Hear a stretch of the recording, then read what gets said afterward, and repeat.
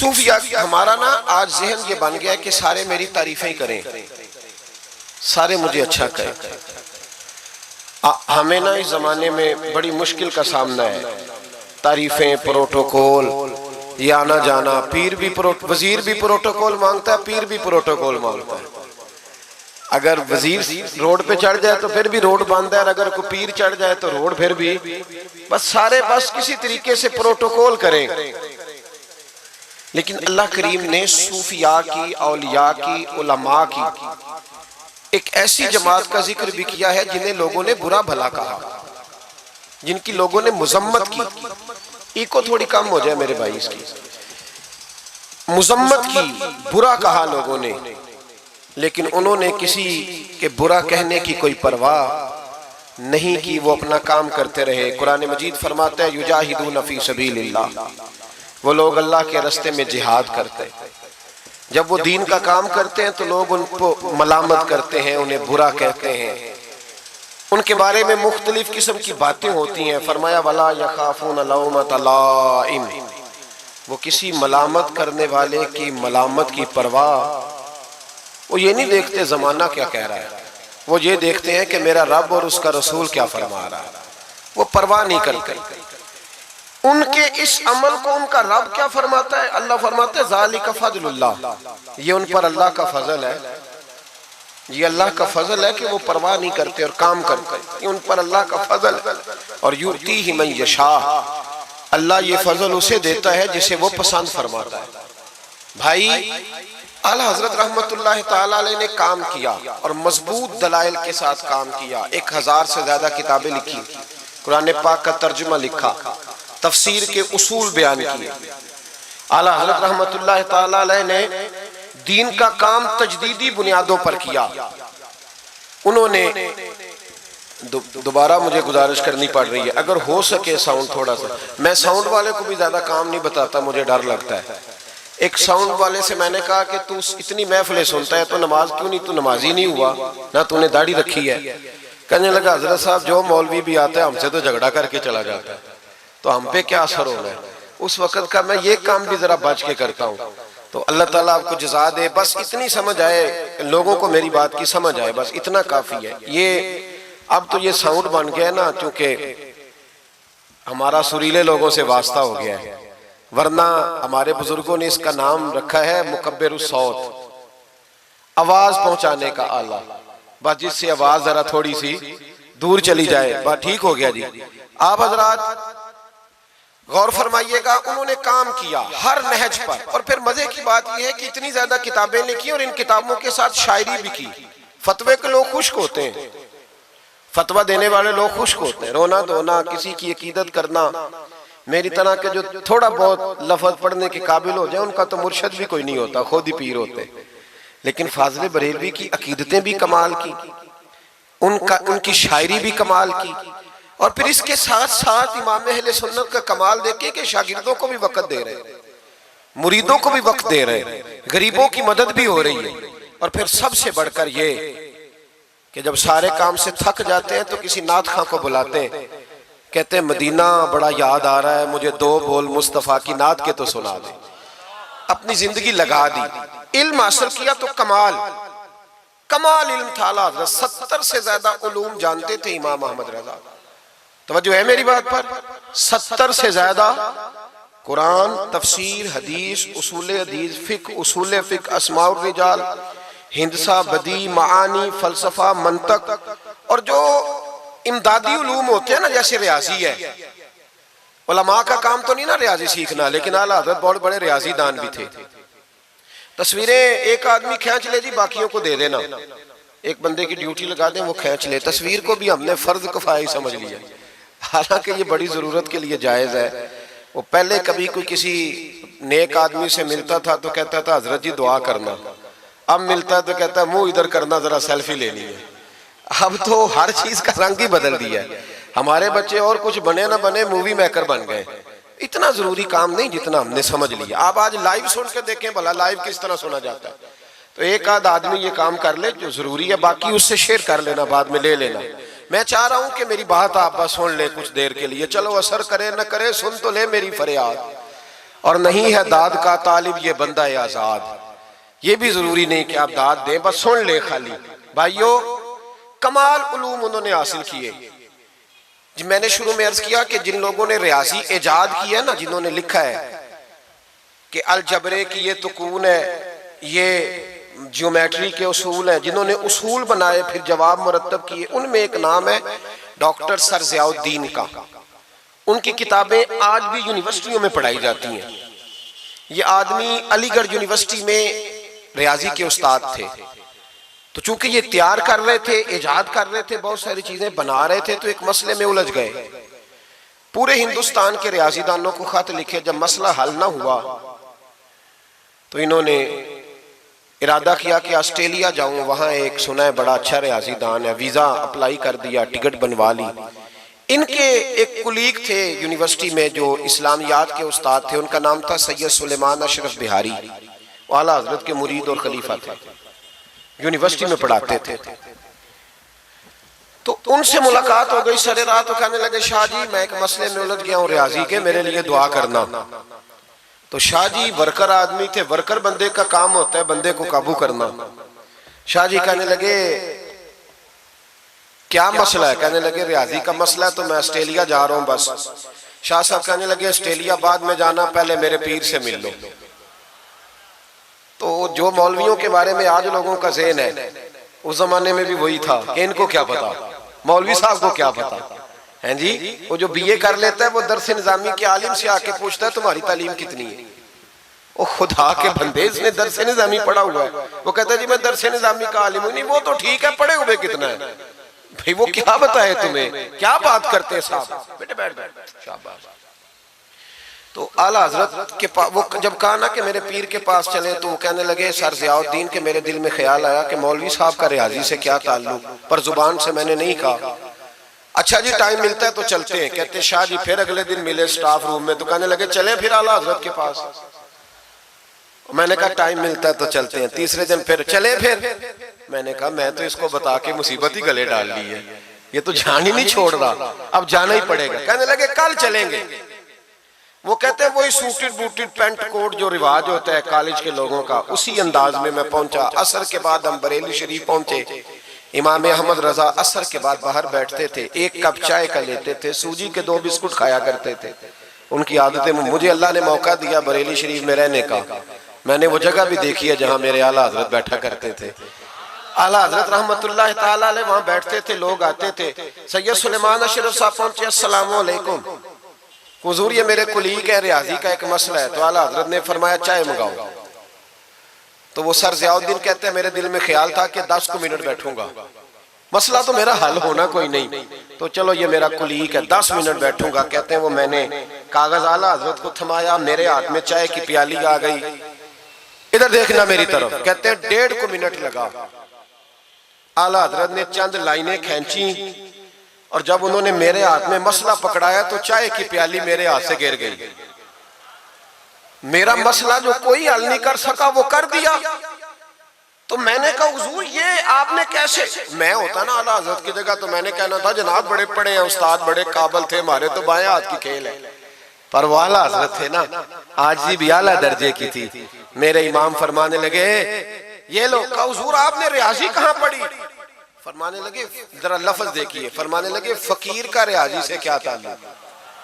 फकीर का रियाजी से, मैं तो रसूलुल्लाह के दीन का छोटा सा तालिब इल्म हूँ, अगर पढ़ूंगा तो या अल्लाह का कुरान पढ़ूंगा या मोहम्मद अरबी का फरमान पढ़ूंगा, मेरा क्या ताल्लुक? वो तो हमारे पास लोग विरासत का मसला पूछने आते हैं कि एक शख्स इंतकाल कर गया तो उसकी बेटी को कितना मिलेगा, तो बेटे को कितना मिलेगा, तो बीवी है तो कितना मिलेगा, और अगर बच्चे नहीं तो बहन भाई को कितना मिलेगा। तो उसके लिए ना मैंने थोड़ी सी रियाजी सीखी थी। हमारा रियाजी से क्या रिश्ता? मैंने तो रियाजी भी लोगों को नबी पाक का दीन समझाने के लिए सीखी है। तो वो शख्स उठ के खड़ा हुआ, आला हजरत के हाथ चूमे और चूम के कहने लगा मौलाना आपको तो नोबल इनाम मिलना चाहिए, लेकिन सच्चे गुलाम थे ना मेरे नबी पाक के। आला हजरत फरमाने लगे तू नोबल इनाम को छोड़, तू चेहरे पे दाढ़ी रख, 5 नमाजें पढ़ा कर, समझ मुझे इनाम मिल गया। तू सच्चा गुलाम बन जाओ हुजूर का, समझ मुझे इनाम। भाई ये उनके इल्म का, फकाहत का ये आलम था। मेरी बात पे तवज्जो करें जी, बातें ना करें। आला हजरत रहमतुल्लाह ताला अलैह इस तरह उलूम हासिल किए। फिर जरा आगे देखिएगा, फिर उन्होंने पहरा दिया सारी जिंदगी, गलत बातें नहीं आने दी। मुसलमान मुतासर बड़ी जल्दी होता है, यूरोप की पक्की सड़कें देख के मुतासर हो जाते हैं, बस थोड़ा सा उसूल सही है तो मुतासर हो गए। तू भी उसूल पे अमल करना ताकि हमारा भी मुल्क अच्छा हो जाए। मसला तो अमल करने का है ना, वो अमल कोई भी नहीं करता, तो बस बातें ही बातें। आला हज़रत मुतासर नहीं होते थे, कहते थे काफिर को मुतासर होने वाली चीज है, मुतासर नहीं होते। आला हज़रत के जमाने में साइंसदानों ने कहा जमीन घूमती है। आज भी हमारे बच्चे पढ़ते हैं ना, जमीन गोल है, जमीन पढ़ते हैं कॉलेजों में। आला हज़रत फरमाने लगे पागलो, जब नबी पाक सल्लल्लाहु अलैहि वसल्लम का फरमान मौजूद है कि जब अल्लाह ने जमीन को पैदा किया तो ये कांपने लगी। रब करीम ने पहाड़ बतौरे मीखे बना के इसमें लगा दिए, पहाड़ बतौरे मीखों के किले बना के लगाए, जमीन ठहर गई। जब हुजूर ने कह दिया ठहर गई तो मैं कैसे मान जाऊं घूमती है। हम नबी पाक की बात मानेंगे कि साइंसदान की बात मानेंगे। आला हज़रत ने पूरी किताब लिखी है जमीन साकिन है, और 521 दलाइल दिए, कुरान की आयात भी, अहादीस भी, और साइंसदानों का जवाब साइंसदानों की जुबान में। वो मुतासर नहीं होते थे, कहते थे हम तौहीद को मानने वाले, हम कैसे मुतासर हो। फिर साइंसदानों ने कहा हजरत के जमाने में कि कश से शकल है। समझा तो पा रहा हूं ना मैं आपको अपनी बातें, चले ऐसे ऐसे कर दे थोड़ा सा, मुझे पता चल जाए आपको समझ आ रही है। ये मैं खिलाफ हूँ ये हाथ खड़ा कराने के, और मैं इसके खिलाफ हूँ। मैं समझता हूँ कि संजीदगी भी एक हुस्न है, तो ये काम होना चाहिए, जोश पैदा करता है, लेकिन कसमें नहीं डालनी चाहिए। वो एक नात खां था, एक जगह पे मैं हाजिर था, ज्यादा जगहों पे तो जाता भी नहीं, मुश्किल होता है, तबीयत ऐसी है। तो उसने कहा जेड़े जेड़े ईमानदार हो हाथ खड़े करो। मैं क्या खुदा दे बंदा जेड़ा नहीं चुकता हो कदों बेईमान है। तो ये वैसे भी सुभान अल्लाह, अगर तुझे राजी करने के लिए कहेंगे तो सवाब ही कोई नहीं होना। जी मैनू मजा नहीं आया सुभान अल्लाह आपको, भाई तेरे लिए कही तो सवाब ही कोई नहीं। ये सवाब उस वक्त होगा जब अल्लाह की रिजा के लिए कहेंगे। तो क्या चक्कर में डाल दिया, बड़े बूढ़े बाबे बेचारे बैठे होते हैं, बेइज्जत कर दिया जाता है महफिल में।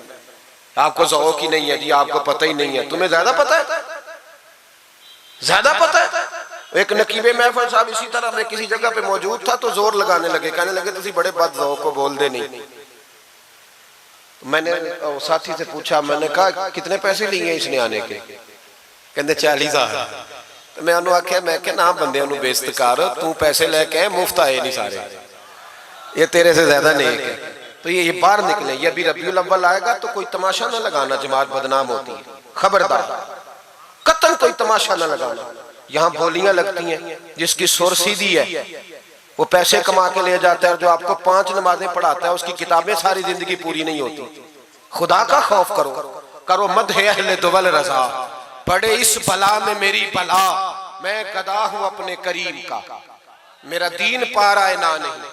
आप उलमा से बात करें, और नात सुननी है तो मेहरबानी करो, जो डेरा गाजी खां में नात पढ़ता है उसकी भी सुन लिया करो, वो भी हुजूर का जिक्र ही करता है। बस कर दे, ये जमात बड़े संजीदा, ये स्टेज गैर संजीदा लोगों का नहीं है, ये स्टेज अल्लामा अहमद सईद काज़मी का है, ये स्टेज मुहद्दिस आज़म पाकिस्तान मौलाना सरदार अहमद का है, और ये स्टेज मेरे आला हज़रत फाज़िल बरेलवी का स्टेज है।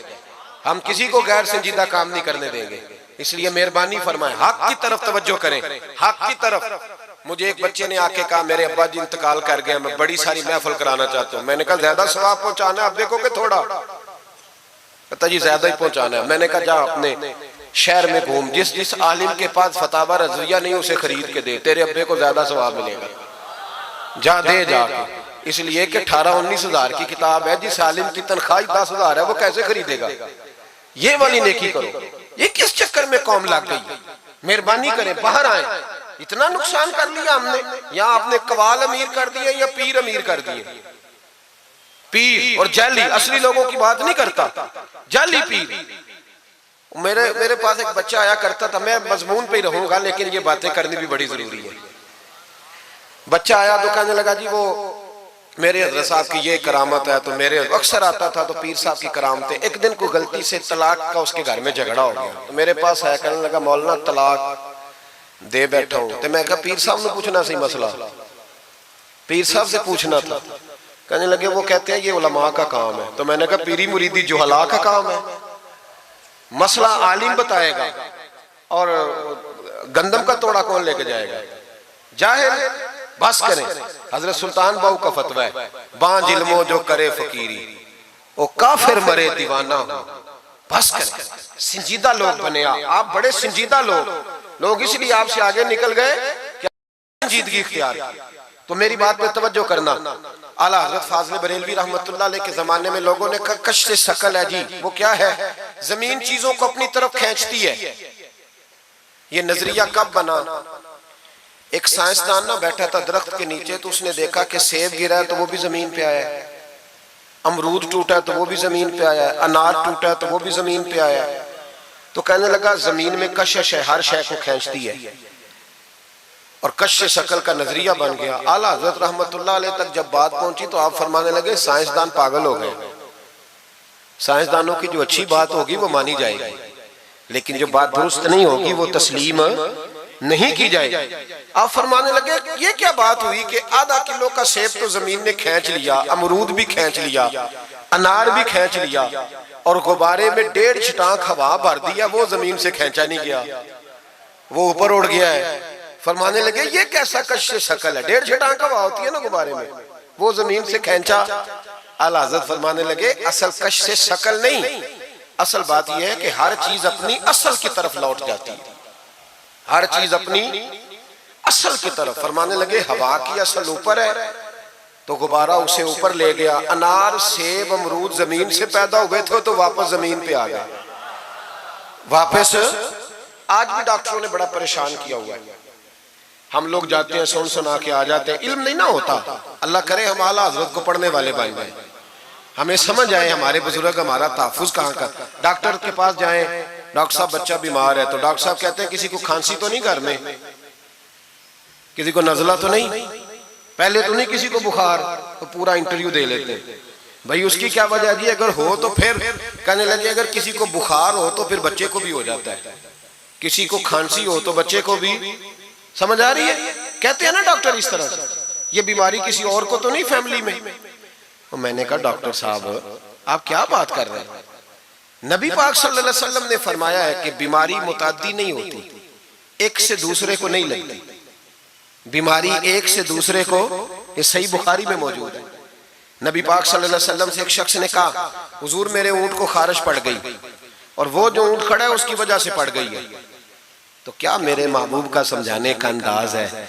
मेरे करीम रसूल फरमाने लगे तेरे ऊंट को तो उस ऊंट से खारिश पड़ी है, बता उस ऊंट को कहां से पड़ी थी? तेरे ऊंट को तो वहां से पड़ी, कैसा अंदाज है, उसको कहां से पड़ी? बंदा चुप कर गया, कहने लगा या रसूलल्लाह उसे तो कुदरती पड़ गई है। तो हुजूर फरमाने लगे फिर इसे भी कुदरती पड़ी है। डॉक्टर कह रहा है जनाब खांसी है तो खांसी लग गई, शुगर है तो शुगर। ओ भाई सुन, अगर तू ये कहेगा ना कि एक से दूसरे को बीमारी लगती है, तो जिसकी माँ फालज की मरीज है उसके बच्चे उसकी खिदमत करेंगे? जिसके बाप के वजूद पे रेशा पड़ जाएगा बच्चे करीब जाएंगे कि हमें बीमारी ना लग जाए? इतनी कमजोर। डॉक्टर कहते हैं कजन मैरिज ना करो, बच्चे बीमार पैदा होते, और कौम चुप करके सुन लेते। डॉक्टरों को बताओ कि हम डॉक्टरों पर ईमान नहीं लाए, अल्लाह रसूल पे लाए हुए। हमारा ईमान अल्लाह रसूल पे है, डॉक्टर पे नहीं है। जो सही बात करेगा डॉक्टर वो मानेंगे, गलत बात नहीं तस्लीम करेंगे। ये मेरे आला हजरत की फिक्र है। डॉक्टर कहते हैं कजन मैरिज ना करो, बच्चे बीमार पैदा होते हैं, तो मौला अली और हजरत फातिमा का रिश्ता क्या है? नबी पाक सल्लल्लाहु अलैहि वसल्लम ने खुद अपने सगे चचा की बेटी जनाब उम्मे हानी को दावत निकाह दी थी। कजन मैरिज में कोई मसला होता तो हुजूर ये काम करते थे। कजन मैरिज हो तो बच्चे बीमार पैदा नहीं होते, कजन मैरिज हो तो बच्चे हसन और हुसैन जैसे पैदा होते। इस तरह के नौनिहाल अल्लाह ताला अता करता है, उनके तरीकों पर चलने वाले पैदा होते हैं। खुदा का खौफ करो। आप जैसे तैसे, एक मैं रावलपिंडी में था तो एक बच्चा कहने लगा जी मिसवाक के साइंसी फायदे बयान कर दे, मिसवाक के। तो मैंने कहा बेटे साइंस अगर कह भी देना मिसवाक नहीं करनी चाहिए तो हमने फिर भी करनी है। सारी साइंस कहे ना करो तो हम फिर भी मिसवाक, इसलिए कि मिसवाक करना मेरे मुस्तफा का तरीका है सल्लल्लाहु। आला हजरत ने अकीदा तौहीद मजबूत किया। एक और चक्कर है बाबा जी का, बाबा जी सरकार जो एक महीना ना नहाए वो छोटा बाबा, और जो 6 महीने गुस्ल न करे वो बड़ा बाबा। बाबा जी को नमाज नहीं सीधी आती और बाबा जी सरकार बने हुए, हाल ही कोई नहीं। जो अल्लाह के खाते पढ़ गए, और बाबा किस्मत का हाल बता रहा है। दरवाजे पे रोटियां मांगने आते हैं, किस्मत का हाल बताते हैं। अपनी इतनी खराब है कि मांगते फिर रहे, और कौम बेचारी हाथ दिखा रही है, हाल बता रही है। अपना ये बेड़ा गर्क हुआ। मुझे आपका तो नहीं पता, हमारे देहातों में ना ये कभी कभी सोना भी डबल करते थे मांगने वाले। यहाँ भी होता है ये काम जी, वो सोना लाओ जी, तुम्हारा सोना डबल कर दे। वो पता तब चलता है जब सिंगल भी गायब हो जाता है। बावों के लग गए, फूकों पे लग गई। मुझे एक शख्स करामा सुनाने लगा, कहने लगा मेरे हजरत साहब के पास लोग दूर दूर से दम कराने आते हैं। और मैंने कहा दम कराना जायज है, तवीज देना जायज है, लेकिन मैंने किसी के हदीस में नहीं पढ़ा कि कोई बंदा यमन से हुजूर के पास दम कराने आया हो, मिस्र से दम कराने आया हो। दम कराना बिल्कुल दुरुस्त है, हम खुद करते कराते हैं, लेकिन ये असल दीन नहीं। नबी पाक के पास ना कोई शाम से तवीज लेने आया, ना दम कराने आया। रसूल पाक के पास तो जो भी आया करता था, नबी पाक का दीन ही सीखने आता था। तो दीन की बात कर, दम दुरूद की ना सुना, ये तो जिमनी बात है, ये तो ज़ैली बात है। आला हजरत दरवाजे पे खड़े थे, एक बाबा मांगने वाला आ गया। आला हजरत से कहने लगा 10 रुपए दो वरना आपका मकान उलट दूंगा। ये नफसियाती कब्जा कर लेते हैं। तो माँ भी बडेरी कहती है दे दो, कहीं वाकई ना उलट दे। आला हजरत ने ये अकीदा नहीं हमें सिखाया कि हम रस्सियों से डरते फिरें। इतना कमजोर ईमान, लोग अपने साये से डरने लग गए। बाबा जी कह गए, और छोड़ बाबा जी के मुंह से कौन सा कुरान हदीस निकलता है, बस कर दे। किस चक्कर में कौम को डाल दिया। आला हजरत रहमतुल्लाह अलैह दरवाजे पे खड़े, फिक्र रजा से मीनार है ना, तो सुनो फिर फिक्र रजा क्या है, सुनो फिर। ये रजा के नेज़े की मार है कि अदूब के सीने में गार है, किसे चारा जोई का वार है कि ये वार वार से पार है। आला हजरत रहमतुल्लाह अलैह दरवाजे पे खड़े थे, बाबा जी आ गए, कहने लगे 10 रुपए दो। 10 रुपए का माना उस जमाने में यही था जो आज 10,000 का माना है। 10,000 मांग लिया, कहने लगा दो नहीं तो मकान उलट दूंगा। आला हजरत फरमाने लगे तू 10 के 20 मांग, मैं देने को तैयार हूं, पर मकान उलटने वाली बात गैर शरई है, ये वापस ले ले। शरीयत तुझे ये कहने की इजाजत, मेरी बातों की समझ आ रही है आप हजरात को? वो कहने लगा जी मैंने उलट देना है। आला हजरत की वालदा बूढ़ी औरत अंदर से बोली, कहने लगी अहमद रजा दे दो, फकीरों से नहीं उलझते। तो आला हजरत फरमाने लगे अम्मा जो सच्चा फकीर हो मैं तो उसके कदमों में बैठने को तैयार हूं, पैर चूमने को तैयार। हम तो निस्बतों पे मर मिटने वाले लोग, लेकिन बात वो करे जो रसूलुल्लाह की शरीयत इजाजत देती है। जिसकी इजाजत नहीं देती हम वो बात करने की इसे इजाजत नहीं देंगे। उसने कहा जी मैंने उलट देना है। इतनी बात हुई तो आला हजरत के जो शहजादे थे ना छोटे, मुफ्ती आजम हिंद मौलाना मुस्तफा रजा खान साहब, वो मकान की दूसरी छत पर, डबल स्टोरी मकान था, तो ऊपर वाली छत पे खेल रहे थे। उनका पैर फिसला, वो गर्दन के बाल अंदर गिर गए, अंदर से शोर उठ गया, बच्चा गिर गया। बच्चा वो फकीर भी सीधा हो गया, देखा ना नहीं ना पैसे दिए, तो शहजादे गर्दन के बाल गिरे ऊपर वाली मंजिल से। लेकिन सुन्नियों किधर खो गए मैं और आप? मेरे आला हजरत का अकीदा सुनो। फाज़िल बरेलवी अंदर नहीं गए, हालांकि हुजूर अलैहिस्सलाम का फरमान मौजूद है कि औलाद आदमी को बुज़दिल कर देती है, औलाद के हाथों बंदा कमजोर हो जाता है। अंदर नहीं गए, वहीं खड़े रह के कहने लगे अम्मा मेरा एक बेटा है, मेरा 1000 भी हो तो मैं सारा नबी पाक की शरीयत पे कुर्बान कर दूंगा, लेकिन किसी भावे की मैं गलत बात मानने को तैयार है। आला हजरत की जुबान से ये लफ्ज निकले तो साहबजादे उठ के दौड़े आए, कहने लगे अब्बा जी जरा इधर तो देखें, मैं दूसरी मंजिल से गिरा हूं पर मुझे खराश भी कोई नहीं आई, मुझे खराश भी कोई नहीं आई, देखे मेरे कपड़ों को मिट्टी भी नहीं लगी। आपके 2-3 मुरीद खड़े थे, कहने लगे हुजूर ये आपकी करामत है। आप फरमाने लगे मेरी करामत नहीं, ये मेरा अकीदा है, तौहीद है, ये मेरा मेरे रब पर ईमान है, खराश नहीं आई। अब उस फकीर को फरमाने लगे आला हजरत के तू कहता था मकान उलट दूंगा, चल उलट ना, फिर 10 रुपए नहीं लेने, उलट। चुप कर गया। तो आला हजरत, लोग कहते हैं मौलवी साहब के पास क्या है? जिसके सीने में रसूलुल्लाह का दीन है उसके पास कुछ नहीं, तो फिर किसी के पास भी कुछ नहीं। हाँ जिम्मेदारी से कह रहा हूं, किसी के पास कुछ नहीं। अगर जिसके सीने में कुरान और सुन्नत का नूर है, अगर उसके पास ही कुछ नहीं। सुनो, आला हजरत ने अपना जूता उलट दिया, फरमाने लगे अगर ताकत है तो मेरा जूता सीधा करके दिखा। तो मकान उलटने की बात करता है ना। पंजाबी का एक शेर है, आपकी समझ में आ गया तो ठीक है, ना आया फिर भी ठीक है। वो एक पंजाबी के दरवेश कहा करते थे, इट सिट ते पखड़ा कुआर गंदल, असी और भी बूटियां जानने हैं। पता है हमें सारे गुरुओं का है, चलो करामत ना दिखाएं तो बात अलग है, पर खबर हमें है। फरमाया चलो सीधा करो, उसने पूरा जोर लगाया पर जूता सीधा, पसीने आ गए तो कहने लगा जी मैं माफी मांगता हूं, आज के बाद ऐसी बात नहीं करूंगा। आला हजरत वली थे तो वली सखी होता है, जेब से हाथ निकालने फरमाया तू 10 मांगता था, अल्लाह 20 लेके जा, लेकिन गैर शरी बात खुदारा बस करो। जो हमें हमारे बुजुर्गों ने नजरियात दिए उन पर कायम रहो। अकीदा रिसालत, आला हजरत के जमाना मुबारका में एक मौलाना ने कह दिया कि हुजूर के बाद भी कोई नबी आए तो खत्म नबूवत में फर्क नहीं पड़ता। तवज्जो है मेरी बात पर? इधर देखो मेरी तरफ। आला हजरत ने पता क्या जवाब दिया? आला हजरत फरमाने लगे तू कहता है आ जाए तो फर्क नहीं पड़ता, हम कहते हैं आए क्यों हुजूर के बाद? हमें जरूरत ही कोई नहीं, हमें कोई हुजूर ने कमी छोड़ी, हमें हाजत ही नहीं, आए क्यों? आला हजरत ने फतवा कुफ्र दिया। एक मौलाना उठे तो कहने लगे जैसा इल्म नबी पाक को है वैसा जानवरों पागलों सबको है। फिर वो कहने लगे मेरी बात का ये मतलब था, वो मतलब था, सच्चे दिल से, बड़े ठंडे दिमाग से। देखिए मैं कोई ऊंचा नहीं बोल रहा, कोई जोश में नहीं हूं। देखो एक बंदा कहता है जैसा इल्म नबी पाक को मिसाल देता है कि ऐसा अताई इल्म तो जानवरों पागलों सबको हासिल है। वो कहता है मेरा ये मतलब है, मेरा वो। हमारा सवाल ये है कि तुझे ये बात कहने की जरूरत क्या है? बोले है कोई जरूरत? नहीं तुसी बोल दे नहीं यार, हाँ तो कर दे, है कोई जरूरत?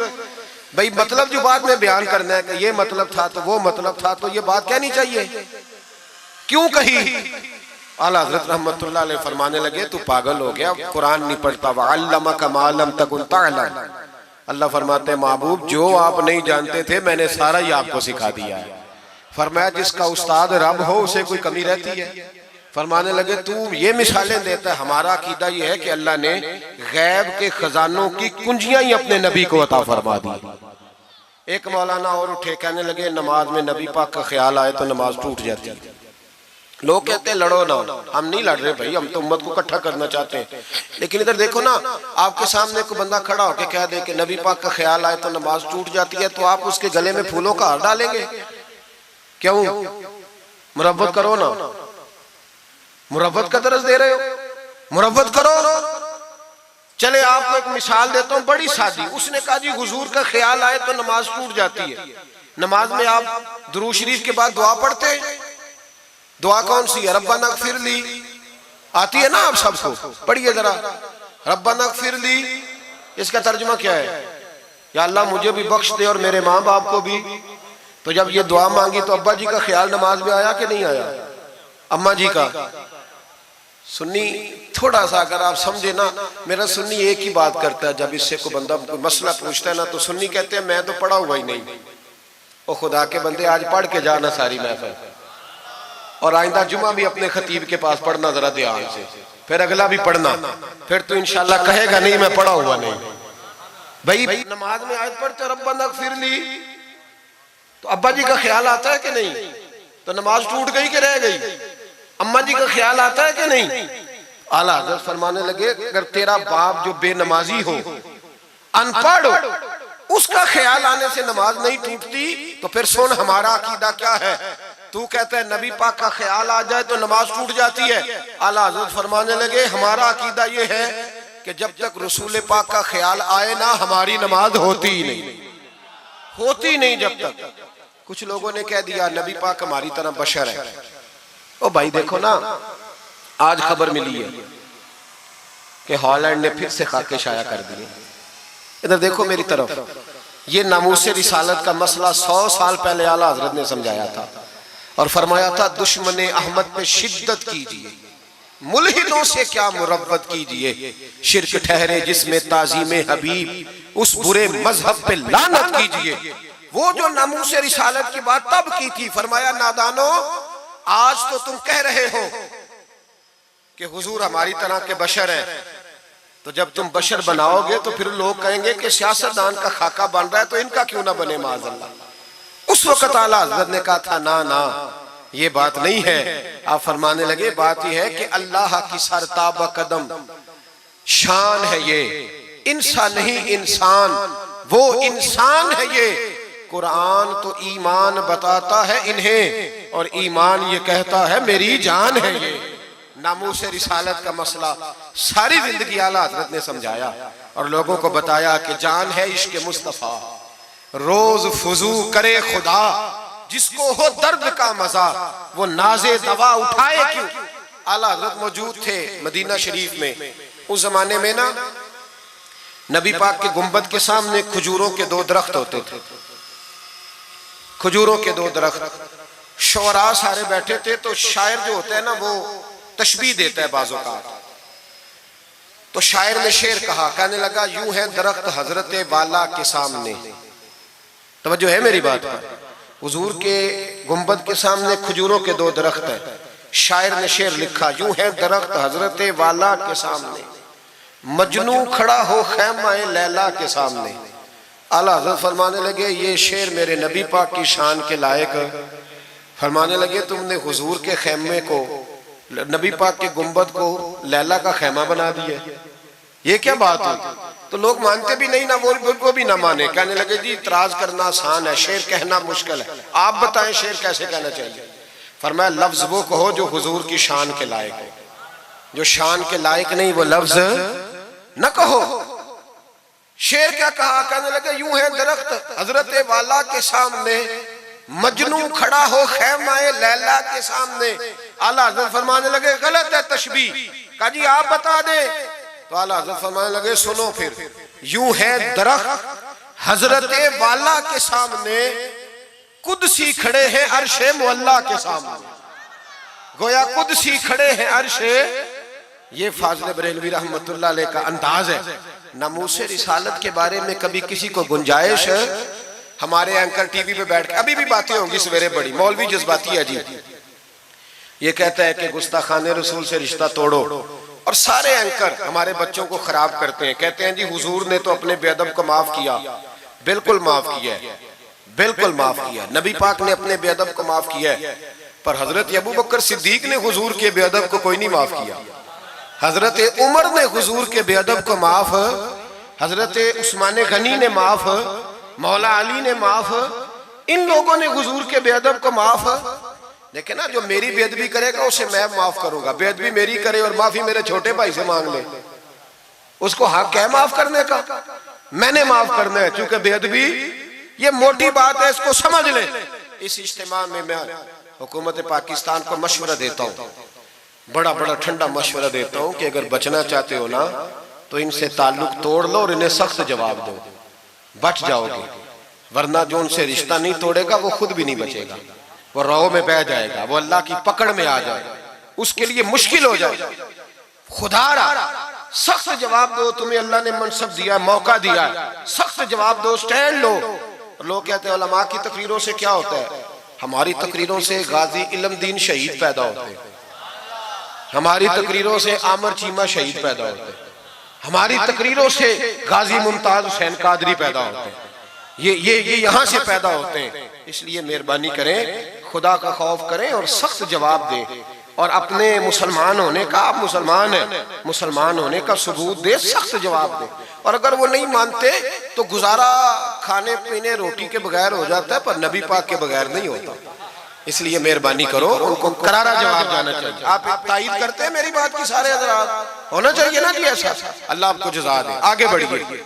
आला हज़रत रहमतुल्लाह तआला अलैह ने इल्म सिखाया लोगों को। उनका कमाल पता क्या था, हम ना कमजोर दलाइल के साथ मैदान में उतरते हैं तो फिर हमसे लोग काबू नहीं आते। हमें ना स्टडी करनी चाहिए, पढ़ना चाहिए। हमारे यहाँ पढ़ने पढ़ाने का रिवाज नहीं, बल्कि अब तो जब से ये सोशल मीडिया आया है, मुफ्ती भी सारे फेसबुक के रह गए। एक साहब पूछते हैं जी वो फेसबुक पे मैंने पढ़ा था, तो मैंने कहा फेसबुक किस किताब का नाम है, किस किताब का नाम है? उस पे तो जो जिसका दिल करता है, अच्छा भी उसका फायदा भी है, लेकिन मेहरबानी करें जब आपने पढ़ना हो ना तो फिर आप किसी मुस्तनद किताब से पढ़ें, फिर उस किताब का हवाला कोट करें ताकि माना जाए। आला हज़रत मसला बताना भी जानते थे और मनवाना भी जानते थे। उनकी किसी किताब का कोई जवाब, और जब जवाब नहीं होता तो बंदे गालियां देते हैं, और जब सामने वाला गुस्से में आ जाए तो समझो उलझ गया है, अब दलाइल कोई नहीं तो अब गुस्सा करके भागना चाहता है। आला हजरत का एक फतवा है, मेरी बातों की समझ आ रही है आप हजरात को? पीछे वाले जरा कम कम हाँ ना कर रहे हैं, आ रही है जी आप हजरात को समझ? माशाल्लाह कोरम भी पूरा हो गया आपका, थोड़ी तवज्जो करें मेरी बात पर। आला हजरत रहमतुल्लाह ताला अलैह का एक फतवा है, आला हजरत का फतवा है कि जुमे की जो दूसरी अजान है ना, बाज मस्जिदों में खतीब के सामने होती है, फरमाया खतीब के सामने नहीं देनी चाहिए, बाहर दरवाजे पे देनी चाहिए। आला हजरत का फतवा है। अब मेरी बात भी जरा ठंडे दिल से सुन लें, अगर कोई खतीब के सामने देता है तो अजान उसकी भी हो जाती है, समझ आ रही है? सुबह रटा ना डाल देना अपनी मस्जिद में जाके कि जी उन्होंने तो ऐसे कहा है तो आप ऐसे करते हैं। लोग अपनी इरादा होता है ना लड़ाई करने का, तो बहाना कोई और बना लेते हैं। तो आप कोई किसी का प्रोग्राम हो तो मेरी बात सामने रख के लड़ाई ना करे। जिस मस्जिद में खतीब के सामने भी जुमे की दूसरी अजान होती है, अजान वहां भी बोलिए हो जाता है। आला हजरत का फतवा है कि बाहर देनी चाहिए, पूरा रिसाला लिखा है आला हजरत, और आप दलील ये देते हैं, आप फरमाते हैं कि खतीब तो आया बैठा है, बाहर अजान पढ़ो ताकि बाहर किसी के कानों में जाए कि टाइम हो गया है, खतीब को सुना रहे हो, वो तो आया है। उस पर दलाइल दिया आला हजरत ने, क्योंकि फुरोई मसला है, इख्तलाफ का हक रखते। जबलपुर में आला हजरत चले गए तो वहाँ कुछ मौलाना हजरात ऐसे थे जो नाराज हो गए, कहने लगे जी हम 50 सालों से ऐसे ही कर रहे हैं, इन्होंने नया फतवा दे दिया। उन्होंने आला हजरत पे मुकदमा कर दिया। ये कुछ लोग कहते हैं ना जी मुझे 40 साल हो गए, आप आज बात बता रहे हैं, तो भाई इल्म का ताल्लुक तजर्बे से नहीं होता कि 40 साल का बंदा तजर्बा कर ले तो नमाज सही हो जाती है, उसके लिए नमाज सीखनी पड़ती है, याद करनी पड़ती है। तजर्बे का ताल्लुक इल्म से, वो सीखना पड़ता है। आला हजरत रहमतुल्लाह अलैह फतवा दिया कि बाहर अजान पढ़ो। एक आदमी ने मुकदमा कर दिया, कचहरी चला गया कि देखें जी इन्होंने आके नया मसला छेड़ दिया और हमारे खिलाफ फतवा दे दिया। आला हजरत फरमाने लगे किसी के खिलाफ नहीं दिया भाई, मैंने तो मसला पूछा तो बता दिया। हर बंदा कबूल करने की सलाहियत भी नहीं रखता, हक कबूल करने के लिए भी दरिया जितना दिल चाहिए, कबूल करना भी बड़ा मसला है। उसने मुकदमा कर दिया अंग्रेज की अदालत में, अगरचे जज मुसलमान था, और आला हजरत कभी अंग्रेज की अदालत नहीं जाते थे, फरमाते थे अदालत वो होती है जहां अदल होता है, इसको कचहरी कहते थे, और कभी नहीं गए थे अदालत। फरमाते थे जब निजामे मुस्तफा अलैहिस्सलाम नाफिज होगा फिर जाएंगे। मुखालिफिन ने मुकदमा कर दिया। वो जो सामने आवाज देता है ना जज के, फुला बिन फुला हाजिर हो, हमारे यहाँ तो उसे अदरी भी कहते हैं, हाकर भी कहते हैं, आप पता नहीं क्या नाम देते हैं उसको, क्या कहते हैं जी उसको यहाँ, चले जो भी है, नुमाइंदा कह लें आप जज का, मैं तफसील में जाता नहीं। उसको कहा जाता है ना फुला बिन फुला को बुलाओ। समझ आ रही है आप हजरात को? आला हजरत का मुरीद था वो बंदा। जब पता चला ना उसके जज के पास मुकदमा है, तो आला हजरत ने बुला के उसे सारी बात समझा दी। वो मुखालिफिन जब कचहरी पहुंचे तो आला हजरत गए कोई ना, वो कहने लगे देखा वो आया नहीं, हम जज साहब को कहेंगे वो तो अदालत को भी कुछ नहीं समझता, देखो ना नहीं आया, जरा मसाला लगाएंगे और जल्दी फैसला होगा। जज मुसलमान था, उसने केस सारा पढ़ा, समझ गया कि मसला ये है कि एक मौलाना कहते हैं अजान खतीब के सामने दो, दूसरे कहते हैं वहां दो। जब बारी आई ना उस केस की, केस पढ़ के ना तो अपने उस नुमाइंदे को कहने लगा मौलाना अहमद रजा बिन नकी अली खां को बुलाओ। उसको आला हजरत ने समझाया हुआ था, उसने पता क्या किया, जज के कुर्सी के सामने खड़े होके तो कानों में उंगलियां दे ली, कहने लगा मौलाना अहमद रजा वल्द नकी अली खां हाजिर हो। तो जज कहने लगा वो बाहर जाके कहने लगा जी यही बात तो मेरे आला हजरत फरमाते हैं, यही तो वो कहते हैं कि उन बाहर जाके खतीब तो आया बैठा है, यही तो वो कहते हैं, यही तो मसला है। वो जज उसी वक्त कहने लगा उनको आने की कोई जरूरत नहीं, वो जो भी कहते हैं सही कहते हैं, मसला उनके हक में। मुल्के सुखन की शाही तुमको रजा मुसल्लिम जिस सिमत आ गए हो सिक्के बिठा दिए।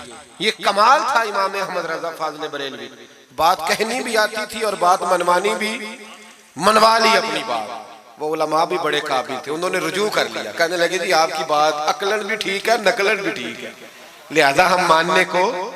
पीलीभीत में आला हजरत चले गए। आला हजरत का फतवा है कि मुरीदनियों का पीर साहब से पर्दा वाजिब है जी, याद रहेगा आपको। और आला हजरत का ये फतवा है कि किसी बुजुर्ग की कब्र पे जाना है तो 4 हाथ दूर खड़े रहना है, करीब नहीं जाना। तवाफ करना हराम है कब्र का। बोसा लेने में भी इख्तलाफ है। आला हजरत फरमाते हैं मेरा मसलक ये है कि बोसे से भी बचो। मेरा नजरिया यह है कि बोसा 4 हाथ दूर खड़े रहो। 4 हाथ यहां तक होते हैं, चले आप बालिश कर ले, 4 बालिश दूर खड़े रह के फातिहा पढ़ो। किसने मलंगों को इजाजत दी है कब्रों पे माथा टेकने की जब आला हजरत मना कर रहे हैं? सारा कुछ उनके खाते में डाल देते हो जिन्होंने सारी जिंदगी लोगों को मना करने में गुजार दी। मैं कभी कभी कहा करता हूं मेरे आला हजरत बड़े मजलूम है, बड़ा जुल्म हुआ, हर ऐब उनके खाते में डाल दिया गया, हालांकि वो पहरेदारी करते रहे नबी पाक की शरीयत। फरमाया दूर खड़े रह के फातिहा पढ़ो। और आला हजरत से किसी ने कहा था मैं बुजुर्ग के मजार पे कई दफा आया हूं, फैज नहीं मिलता। आप फरमाने लगे तुम मजारों पे गैर शरई हरकतें करते हो, तो बाबे तो तुमसे नाराज हो गए अल्लाह के वली, वो तुम्हारे ऊपर फैज की निछावर कैसे करें? तुम तो उनको तंग करते हो, गैर शरई हरकतें करते मजारात। लेकिन बस मौज है लोगों की, लगे हुए। मेहरबानी फरमाए, तवज्जो करें। आला हजरत रहमतुल्लाह अलैह को एक शाह जी थे पीलीभीत के रहने वाले, उन्होंने जलसे पे मदऊ की, आप तशरीफ ले गए। हालांकि कम जाते थे, लिखने लिखाने के आदमी थे, पढ़ने पढ़ाने कम जाते थे, उन्होंने बुलाया तो तशरीफ ले गए। हमारे यहाँ तो अब टेलीफोन है ना जी, तो मिनट मिनट पे लोग पूछते हैं कहाँ पहुंच गए हो, कहाँ पहुंच गए हो, अब कहाँ आ गए। उस जमाने में खत होता था, खत डाल दिया जाता था, इस तारीख को जलसा है, जवाबी खत आता था, पहुंच जाएंगे।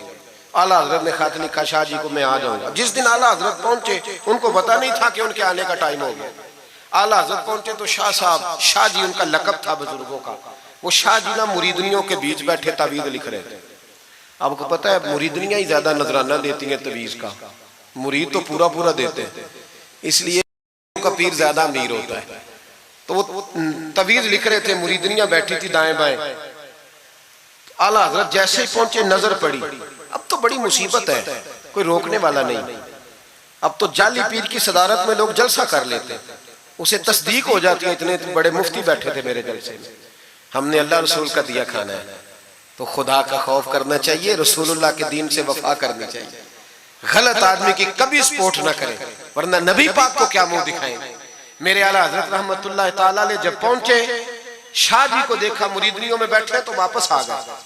लोगों ने कहा वो तो आला हजरत तो जा रहे। आला हजरत रहमतुल्लाह अलैह जा रहे थे, शाह जी को पता चला, वो दौड़े आए, आके कहा हुजूर लोग देख रहे हैं, कहां जा रहे हैं? मैं वापस जा रहा हूं। कहने लगे कुछ तो ख्याल करें, लोग क्या सोचेंगे। आला हजरत के हाथ में छड़ी थी, जोर से जमीन पे मारी। फरमाया जो नबी पाक की शरीयत का ख्याल नहीं करता मैं उसका ख्याल करूं, जो शरीयत का ख्याल नहीं करता उसका ख्याल करूं। शरीयत का बात समझ लेंगे जुमला, जो शरीयत का ख्याल ना करे कभी उसका ख्याल, और जो शरीयत का ख्याल करे उसके पैरों में बैठे रहो, उसकी नौकरी करो, उसकी ड्यूटी करो, उसकी गुलामी करो, लाजमी करो। वो शाह जी ने एक दलील दी, कहने लगे हुजूर ये जो मुरीदनियां होती हैं ये बेटियों की तरह होती हैं। तो आला हजरत फरमाने लगे तरह ही होती हैं, बेटियां तो नहीं ना होती। और फिर दलील देखो, आला हजरत की दलील कितनी आला है। आला हजरत फरमाने लगे शाह जी कुरान ने नबी पाक की अजवाज को मोमिनों की माएँ कहा है, वह अजवाजुहु उम्महातुहु, नबी की बीवियां तुम्हारी माएँ हैं। लेकिन फरमाया वही अम्मा हजरत उम्मे सलमा बैठी थी तो नाबीना से अभी आए थे, जिसको कुरान ने माँ कहा उसके सामने बेटा आया था, तो रसूल करीम सल्लल्लाहु अलैहि वसल्लम ने जनाबे उम्मे सलमा से कहा पर्दा करो। अर्ज की हुजूर वो तो नाबीना है। फरमाया तुम्हें तो नजर आ रहा है ना। फरमाया जिसको कुरान माँ कहे जब उससे पर्दा जरूरी है तो ये तो बेटियों की तरह है। शाह जी भी बड़े ज़रफ़ वाले आदमी थे, कहने लगे हुजूर हाथ करीब करें, मुझे समझ आ गई, आपके हाथ में तौबा करता हूँ, आज के बाद ये काम नहीं करूंगा। बड़े आदमी थे ना, मान गए। बड़ा आदमी मानता है, जो बुज़दिल होता है तो अपनी गलती पे डट जाता है। जब मान गए तो फिर आला हजरत भी तो आला थे ना, जब कहा ना मानता हूं तो फिर इमाम अहमद रजा भी झुके। और लोगों को पता तब चला जब आला हजरत ने शाह जी के पैर चूमने शुरू कर दिए। पहले नाराज होकर जा रहे थे, मैं तेरा ख्याल, अब शरीयत पे अमल किया तो कदम चूमे। आला हजरत गुलाम थे सैयद, इतना इल्म पढ़ने के बावजूद एक पीर के मुरीद हुए। समझ आ रही है मेरी बात? मुर्शिद के मुरीद हुए, इतना इल्म पढ़ने के बावजूद नौकरी की। हम तो जरूरत ही नहीं, जो बंदा 2-4 जमातें पढ़ जाता है वो तो कहता है मुझे पीर अच्छा मिलता ही कोई नहीं जी। तो मैं कहता हूँ जब बंदा पढ़ लिख जाए और पैसे जेब में आ जाए तो फिर अच्छा पीर कैसे मिल जाए, इसमें शक नहीं, पीर भी गलत है, लेकिन अच्छे लोग भी दुनिया में मौजूद है। ये हो नहीं सकता कि अच्छे लोग हो ना, लेकिन हम किसी नेक आदमी की गुलामी करना पसंद नहीं करते। हम रश देखते हैं किधर ज्यादा है, रश के पीछे आला हजरत मुरीद हुए और पीर खाने की नौकरी की। जब ड्यूटियां लगती थी आस्थाने पे तो मेरी तरह का तो मौलवी कहीं मुरीद भी हो ना तो पीर खाने भी जाके स्टेज पे बैठना पसंद करता है, लेकिन आला हजरत फरमाया करते थे मेरी बाथरूम पे ड्यूटी लगाओ, मैं वो वाली नौकरी करूंगा, उससे मेरा नफ्स कुचला जाता है। वो इतने बड़े आलिम हो, फरमाया करते थे मेरी वो ड्यूटी लगाओ जो सबसे छोटी है, आजी इस दर्जे की थी, इतनी अजमतों इतनी फजीलतें, और फिर जब इतना कुछ अल्लाह बंदे को देता है ना, इतना उसे तकवा, फिर उसे अल्लाह बसीरत की रोशनी देता है। हुजूर फरमाते इत्तकु फिरासतिल मोमिन फइन्नहु यंजुरु बिनूरिल्लाह, मोमिन की फिरासत कल्बी से डरो, वो अल्लाह के दिए हुए नूर से देखता है। आला हज़रत रहमतुल्लाह ताला अलैह, उनके खलीफा थे सैयद नईमुद्दीन साहब मुरादाबादी, तफसीर खजाइनुल इरफान लिखी उन्होंने। सैयद साहब के एक दोस्त थे सैयद दीदार अली शाह साहब, लाहौर में उनका मज़ार है। जब दाता साहब जाए ना तो मुहद्दिसीन के मज़ारों पे भी जाया करें, मलंगों के मज़ारों पे रश रहता है, उलमा की कब्रों पे जाता ही कोई नहीं, वहां भी जाया करो, इन लोगों ने बड़ी खिदमत की है दीन की।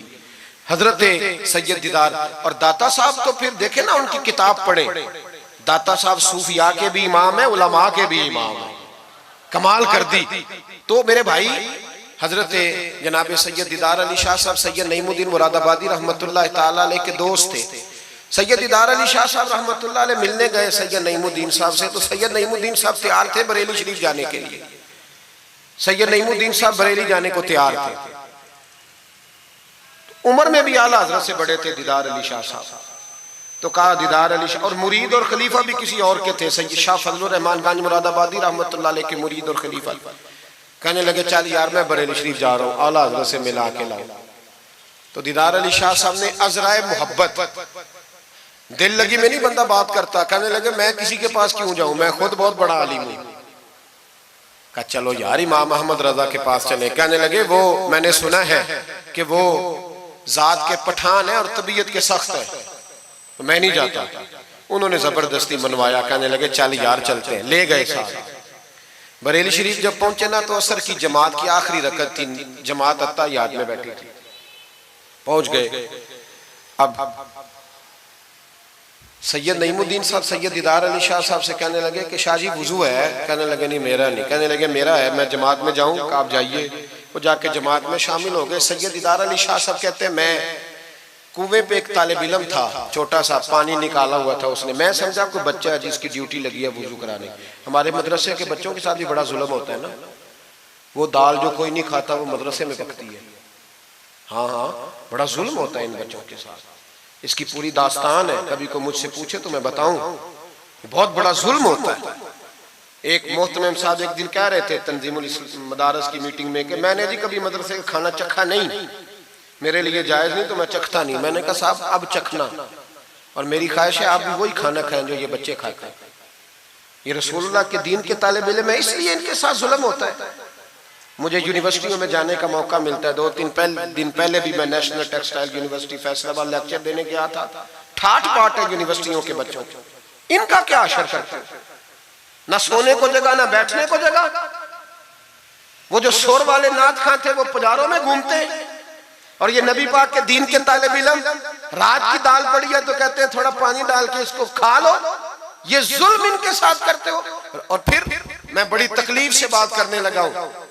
हदीस बयान की जाती है कि तालिब इल्म के कदमों के नीचे फरिश्ते पर बिछाते हैं, नीचे फरिश्तों ने पर बिछाए हुए हैं और उनकी गर्दन पर कुर्बानी की खालें लादी हुई है, जैसे गधे पे लादी जाती है।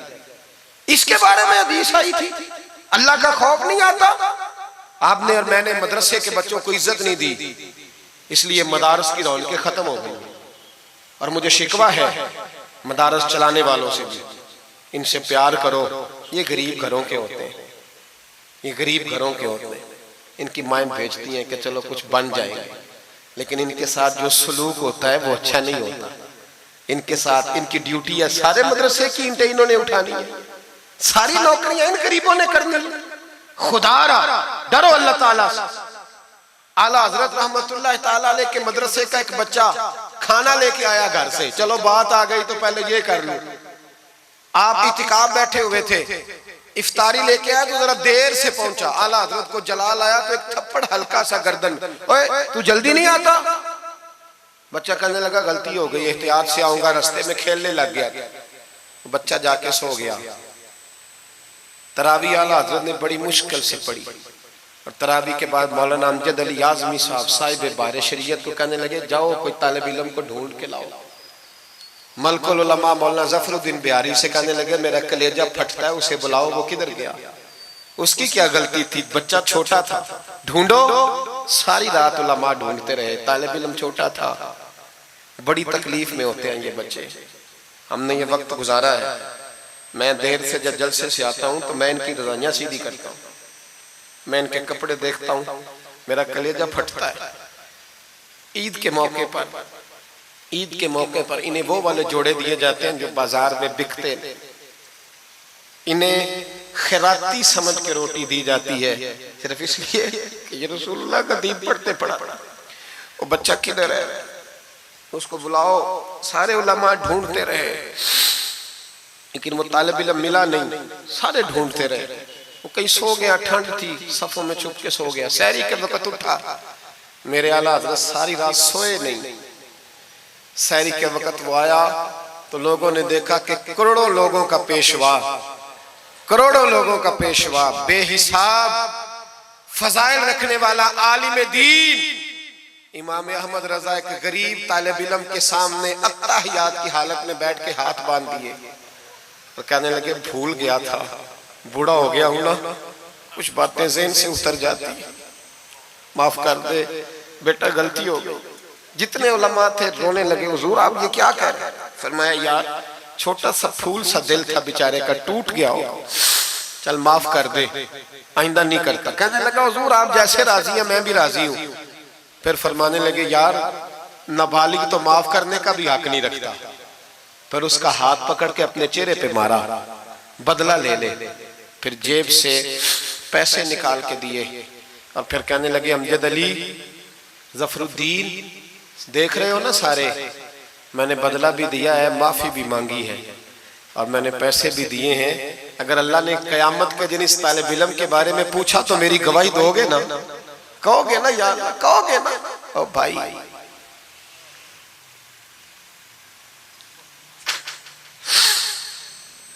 कमाल था मेरे आला हज़रत रहमतुल्लाह। आलिम वो होता है कि जिसके पीछे चार गाड़ियां आगे और चार पीछे हो, पीछे हट जाओ पीछे हट जाओ, वो मुर्शिद होता है। मुर्शिद वो होता है जिसके पास से तकवे की खुशबू आती है, खौफे खुदा की खुशबू आए, रसूलुल्लाह की मोहब्बत जाके, वो कामिल मुर्शिद होता है। हजरत सैयद नईमुद्दीन साहब मुरादाबादी रहमतुल्लाह अलैह फरमाते मैं पहुंचा उस तालिब इल्म को, मैंने समझा को वुजू कराने वाला, तो मैंने कहा पानी उठाने लगा तो कहने लगा बाबा जी पूछ तो ले पहले, पानी तो मेरा है। फरमाते मैंने कहा चल बेटे फिर दे दे अगर तेरा है तो, मैंने वुजू करना है। तो वो बच्चा कहने लगा हुजूर आपको पता है कि नाबालिग अपनी मर्जी से भी अपनी चीज किसी को नहीं दे सकता। मौलाना दीदार अली शाह साहब फरमाते मेरे दिल पर चोट लगी। मैंने कहा दीदार अली अहमद रजा के मदरसे के तो नाबालिगों का इल्म भी तुझसे ज्यादा है, नाबालिगों का ये हाल है तो बड़ों का क्या हाल होगा। फरमाते हैं कि वुजू उस बच्चे ने किया, फिर मैंने पानी भरा, वुजू करके मैं मस्जिद की सीढ़ियां चढ़ रहा था। सैयद नईमुद्दीन साहब की नमाज रहती थी, वो मुकम्मल कर रहे थे, आला हज़रत सीढ़ियां उतर रहे थे, उनके पीछे पीछे हाथ बांध के लोगों को चलते देखा तो मैं समझ गया यही आला हज़रत है। आला हज़रत की करामत थी कि सैयद की आंखें देख के पहचान जाते थे कि सैयद है। आंखें कहते हैं जब सीढ़ियां आला हज़रत उतर रहे थे मैं चढ़ रहा था तो मेरी आंखें देख के पहचान गए, सलाम ली तो कहने लगे आप सैयद है, तेरी नस्ल पाक में है बच्चा बच्चा नूर का, तू है ऐने नूर तेरा सब घराना, आप सैयद है? कहते मैंने कहा जी। कहते इतना बड़ा आलिम, जब मैंने जी कहा तो फौरन झुके और मेरे हाथ चूम लिए। तो मैंने पूछा तबीयत कैसी है? वो बात जो मेरी और सैयद साहब की तन्हाई में हुई थी। मैंने कहा आला हज़रत से पूछा हुजूर तबीयत कैसी है? तो कहने लगे शाह जी जात का पठान हूं, तबीयत जरा सख्ती है मेरी, पठान जो हूं तो जरा तबीयत सख्ती है, क्या करूं। सैयद साहब कहते हैं मैंने कहा हुजूर वो तो मैंने ऐसे ही फरमाया, शाह जी जो हो गया ठीक हो गया, आप नमाज पढ़ ले, मैं इंतजार करता हूँ, आप नमाज पढ़ ले। कहते हैं फिर मैं आला हजरत का हो के रह गया, और फिर सारी जिंदगी मुझे शिकवा रहा कि इतनी देर से क्यों आया हूं, जिंदगी से यही तो गिला है कि तू बड़ी देर से मिला है। खौफ पता कितना था दिल में, आजिज़ी कितनी थी, अल्लाह जानता है। मैंने बरेली शरीफ में वक्त गुजारा है, वहां नौकरी की है, टुकड़े खाए हैं, मैंने वहां कर्रो फर नहीं देखा, हटो बचो नहीं देखा, बड़े बड़े उनके कद काठ है इल्मी, लेकिन आजिज़ी देखी, आम तरीके से गलियों में घूमते देखा।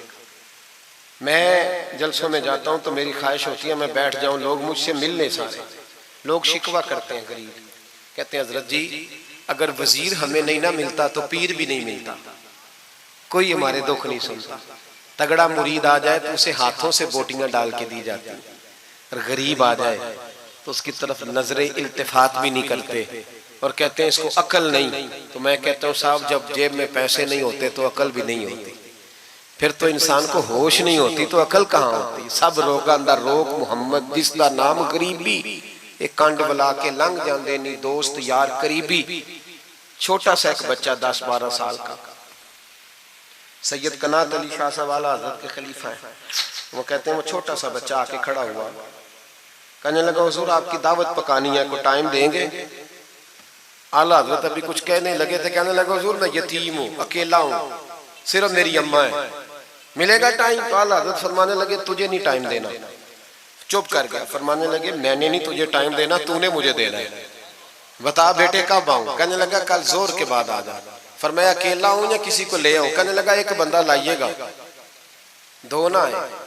सैयद कनात अली शाह साहब को आला हजरत ने साथ लिया, उस बच्चे के घर जोर के बाद पहुंचे, दरवाजे पे दस्तक दी तो कहने लगा जी आ गए आप? में आया, एक बोरी एक टाट अंदर से लाया और बाहर गली के दरवाजे पे बिछा दिया। कहने लगा हुजूर घर में कमरा एक ही है और आप पर्दे के पाबंद हैं, तो मेरी अम्मा है घर में, यहीं बैठना है। फरमाया बेटे हम तेरे मेहमान है, जिधर तू कहेगा बैठ जाएंगे।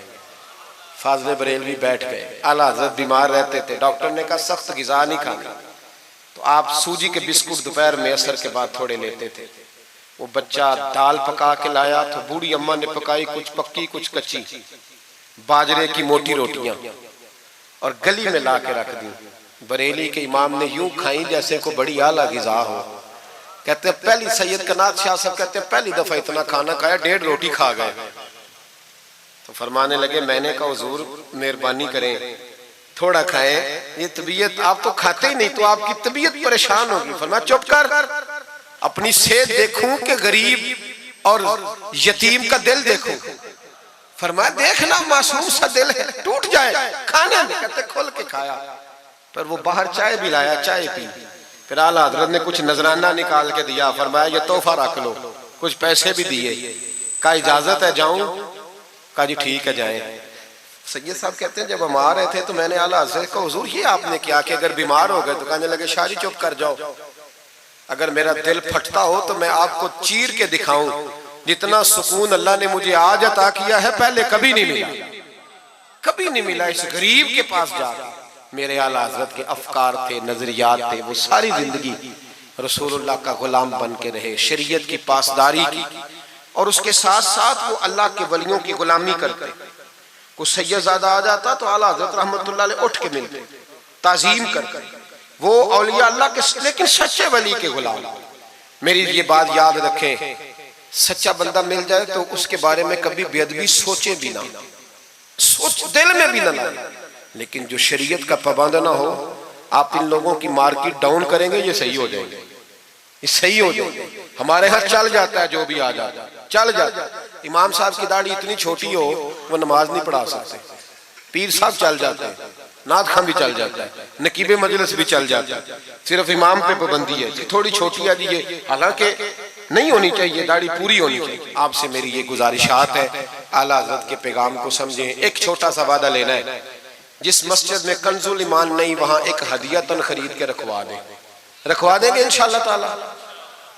महंगी बात बता दी है मेरे ख्याल में, आप चुप कर गए। रखवा देंगे कुरान शरीफ, और जिसके पास 10 रखवाने की तौफीक है वो 10 रखवा दे, और अपने उलमा को आला हज़रत की किताबें खुद खरीद कर पहुंचाएं, लाइब्रेरियों में रखवाएं, उनका पैगाम आम करें, लोगों को दें और तलकीन करें कि इसे पढ़ें। जो सोशल मीडिया इस्तेमाल करने वाले हैं वो उलमा से ले लें आला हज़रत के फतावा जात, वो उसको आगे शेयर करें, उनकी बातें आगे पहुंचाएं, अपनी अपनी जिम्मेदारी का एहसास करें। नमाजें 5 मस्जिद में बाजमात पढ़ें। ये दाढ़ी नबी पाक की सुन्नत है और अल्लाह ने सिर्फ मर्दों को दी है, औरत को नहीं दी। उसने मर्द के चेहरे पर पसंद की। नबी सारे दाढ़ी वाले, सहाबा सारे दाढ़ी वाले, अहले बैत सारे, औलिया अल्लाह सारे। जो लोग कहते हैं ना नेक होकर रखनी है, उनके लिए मशवरा यह है कि दाढ़ी रख लो, नेक हो जाओगे इंशाअल्लाह ताला। दाढ़ी नेक बना लो, और जिसने रखी है ना वो भी अपनी मर्जी की ना रखे, नबी पाक की मर्जी की रखे। पूरी एक मुट्ठी दाढ़ी रखे, पूरी एक मुट्ठी दाढ़ी रखें, और अपने घर में पर्दा कराएं, पर्दा कराएं। याद रखें, हर इमारत को गुलाफ नहीं चढ़ता, सिर्फ बैतुल्लाह को चढ़ता है। हर कुरान, हर किताब को गुलाफ नहीं चढ़ता, सिर्फ कुरान पाक को चढ़ता है। हर बीबी पर्दा नहीं करती, सिर्फ सैयदा फातिमा की मानने वाली पर्दा करती अपनी। और याद रखें, वो बेटा, वो भाई, वो शौहर मुजरम होगा जिसकी बीवी पर्दा नहीं करती। खुदा रहा, ये आला हज़रत का मिशन है, पैगाम है।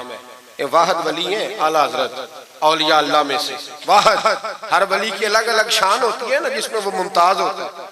जनाब सिद्दीक अकबर सदाकत में बादशाह, हालांकि सखी भी बड़े, एक शान इन्हें इनफिरादी मिली आला हज़रत।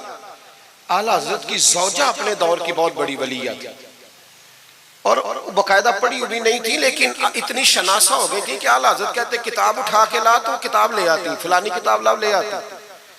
छुरी के साथ कलम बना के रखती, स्याही रखती, कागज देती। आखिरी उम्र में मेरे आला हज़रत ने फरमाया तूने बड़ी खिदमत की, मांगा कुछ नहीं, कुछ मांग ले। तो अम्मा जी उठ के करीब बैठ गई, कहने लगी कुछ देना है ना तो मेरी बख्शिश की दुआ कर दे। अंदाज देखो, बीवी, बाहर लोग तकरीरें सुनते हैं, घर वाले किरदार देखते हैं, इसलिए घर वालों को मुतासिर करना, जरा वो किरदार देखते हैं, वो तकरीर नहीं ना सुनते, किरदार देखते हैं। आला हज़रत ने फरमाया मैं तेरे लिए दुआ करूं, तो कहने लगी मैंने जलवतें और खलवतें सारी देखी हैं, मैंने दुख और सुख आपके साथ बिताए हैं, मैंने आपको हर हाल में रसूलुल्लाह का गुलाम देखा है। तो इतने सच्चे आदमी से दुआ कराऊंगी तो अल्लाह जरूर मेरी बख्शिश फरमाए। ये किरदार था। मुझे कहा गया कि मैं अपने पीरो मुर्शद हजरत सैयदना व मुर्शदना हुजूर ताजुश शरिया शहजादा आला हजरत हजरत शेखुल इस्लाम वल मुस्लिमीन मुफ्ती अख्तर रजा खान साहब रहमतुल्लाह अलैह के बारे में कुछ कहूँ, न मेरी हैसियत है, न मेरी औकात है, न मेरे लफ्ज़ों में इतनी ताकत है। ये तो कुछ ड्यूटी लगी हुई है तो कुछ बात कर लेते हैं। हुजूर ताजुश शरिया आला हजरत के पड़पोते थे। अजहर यूनिवर्सिटी में तालीम, बड़े बाप के बेटे होने के बावजूद बाकायदा तालीम हासिल की और अजहर यूनिवर्सिटी को टॉप किया। एक अजमी ने जाके अरबियों से ज्यादा नंबर हासिल किए और फिर वापिस आए तो पूरी दुनिया में दीन का काम किया। कई जुबानों में आपकी किताबें, करोड़ों लोग आपके मुरीद थे। मेरी तरह के कई लोग बाहर दरवाजे पे खड़े रहते थे कि चलो उस रास्ते में बैठने का मौका मिल जाए जहां से उन्होंने गुजरना है। कई लोग अल्लाह ने तौफीक दी मुझे कुछ देर उनके पास बैठने की, कुछ उनसे सीखने की, कुछ पढ़ने की। उन्होंने मेहरबानी फरमाई तो वहां भी बुलवाया। यह भी उनका विशाल हुआ है। करोड़ों लोगों ने नमाज जनाजा पढ़ी है, करोड़ों लोगों, करोड़ों। और इंडिया की मीडिया ये कहता है कि हमें समझ नहीं आई कि करोड़ों लोग आए हैं पर पत्ता भी कोई नहीं टूटा, पत्ता भी कोई नहीं टूटा। 50,000 आदमी इकट्ठा आ जाए ना आपके डीजी खां में तो पकौड़े भी खत्म हो जाएंगे ना, लेकिन वहां करोड़ों लोग आए। पता नहीं रोटी किसने दी, खाना किसने खिलाया। बड़े बाप के बेटे थे लेकिन खुद भी बहुत बड़े थे। सारी जिंदगी रसूलुल्लाह का दीन फैलाया। दुआ करना अल्लाह ताला हमें उनके तरीकों पर चलने की तौफीक अता फरमाए। मैं दुआ करता हूँ जो कुछ मैंने अर्ज किया अल्लाह उसे कबूल फरमा ले। जहाँ हम भूल गए अल्लाह हमसे दरगुजर फरमाए।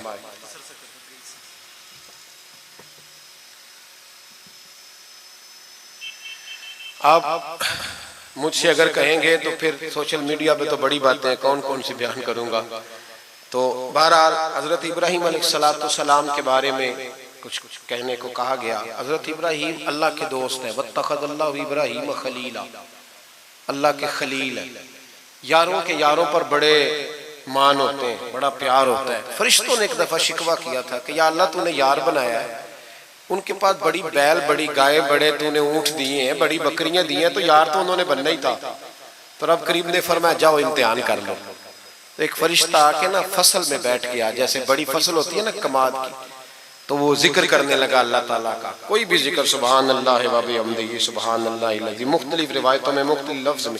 हजरत इब्राहिम को सुना तो बड़ा मजा आया, तशरीफ ले गए ढूंढते ढूंढते। तू जिक्र कर रहा था, कहाँ? फरमाने लगे फिर जिक्र सुना मुझे मेरे रब का। कहने लगा पहले मर्जी से कर रहा था, अब आपकी मर्जी है तो पैसे लगेंगे। क्या लेगा? कहने लगा सारे ऊंट ले लूंगा। फरमाया तेरे हुए ना इल्मा विच फसा सानू, तू यार दी गल सुना सानू। तो हजरत इब्राहिम अलैहिस्सलाम ने सारे ऊंट दे के जिक्र सुना, थोड़ा और करो। तो फरिश्ता कहने लगा सारी गायें ले लूंगा फिर करूंगा। फरमाया तेरी हुई, तेरी। कहा जनाब सुनाता हूं, सुनाया। थोड़ी देर के बाद कहने लगे और जिक्र करो। कहने लगा सारी बकरियां ले लूंगा। फरमाया तेरी हुई। ये जिक्र का भी एक नशा है, यार की बात का भी एक नशा है, ये नात की भी एक लज्जत है। ये जब लग जाती है तो फिर रोज दिल करता है, रोज। फरमाया सारा कुछ तेरा हुआ। जब सब दे बैठे तो कहने लगे थोड़ा और सुना। कहने लगा अब क्या दोगे? तो आप फरमाने लगे जानवर संभालने के लिए तुझे किसी की मदद की भी तो जरूरत है ना, तो मुझे रख ले, मैं तेरी मदद करता रहूंगा, तो मुझे रब का जिक्र सुनाते रहेगा। तो हजरत इब्राहिम अलैहिस्सलाम ने जब फरमाया तो फरिश्ता कहने लगा ऐ अल्लाह तूने सही बंदे को खलील बनाया, ये इस काबिल है कि तेरा खलील। आप भी मेहरबानी करें, कुछ दे अल्लाह के रास्ते में, कुछ दे अपने इदारों की, मदारस की, मसाजिद की, गरीबों की, यतीमों की मदद करें ताकि अल्लाह की खिल्लत का मामला हो। औरतों के महफिल मिलाद के बारे में पूछा गया, औरतें मिलाद करेंगी घर के अंदर करें, लेकिन गुजारिश ये है कि आवाज मर्दों तक न जाए और सिर्फ खवातीन का इज्तिमा हो, उसमें मर्द ना हो। कोशिश करें औरत की आवाज